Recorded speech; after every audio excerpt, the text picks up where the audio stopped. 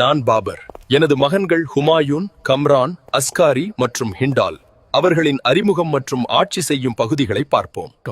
நான் ஹுமாயூன் டெல்லி மற்றும் ஆக்ராவை தலைமையிடமாக கொண்டு ஆட்சி செய்தேன். பிறகு எனது தந்தையின் ஆசைப்படி பேரரசை சகோதரர்களுக்கு பிரித்துக் கொடுத்தேன்.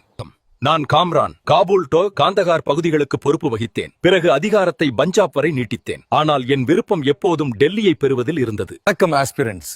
நான் அஸ்கரி ஹுமாயூனின் இரண்டாம் சகோதரன்.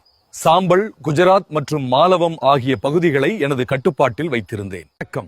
நான் ஹிந்தால், பாபரின் இளைய மகன் மற்றும் ஹுமாயூனின் கடைசி தம்பி. ராஜஸ்தானில் உள்ள ஆழ்வார் பகுதியை கட்டுப்பாட்டில் வைத்திருந்தேன். வணக்கம் ஆஸ்பிரன்ட்ஸ். நான் ஹுமாயூன். எனது தந்தை பாபருக்கு பிறகு முகலாய ஆட்சி பொறுப்பை ஏற்றேன். மேலும் ஹுமாயூன் என்றால் நல்வாய்ப்பு, அதிர்ஷ்டசாலி என்பது பொருள். நான் பாபர் மரணமடைந்த தருவாயில் சகோதரர்களை அன்புடன் நடத்துவேன் என நான் என் தந்தை பாபரிடம் எடுத்த சத்திய வாக்கை மனதில் நிறுத்தினேன். சகோதரர் கம்ரான் தன்னுடைய அதிகாரத்தை பஞ்சாப் வரை விரிவாக்கினார். அப்போது உள்நாட்டு போர் வெடிக்காதபடி பஞ்சாப் மீதான கம்ரானின் ஆட்சியை நான் ஏற்றுக்கொண்டேன். நான் 1532 தௌரா என்னும் இடத்தில் ஷெர்கான் தலைமையிலான ஆப்கானியர் படைகளை தோற்கடித்து பின்னர் சுனார் கோட்டையை முற்றுகையிட்டேன். ஆனால் 4 மாதங்களுக்கு பிறகு ஷெர்கான் என்னிடம் நான் முகலாயருக்கு விசுவாசமாக இருப்பேன் என பொய்யான வாக்குறுதிகளை அளித்தேன். அதை நம்பி ஹுமாயூன் முற்றுகையை கைவிட்டார்.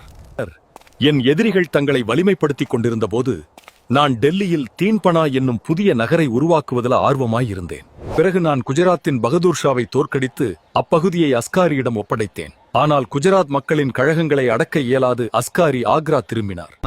என் பேரரசுக்கு மிகப்பெரிய எதிரியாக இருந்தவர் ஆப்கான் ஆட்சியாளர் ஷேர்ஷா. சௌசா என்ற போரில் அவர் என்னை சவால் செய்தார்.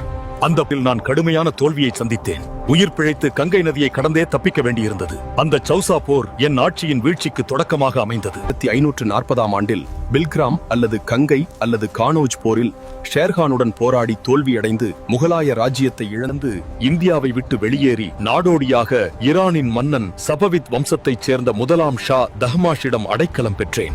1540 ஹமிதா பானு பேகத்தை மணந்து 2 வருடங்கள் கழித்து 1542 அக்பர் பிறந்தார்.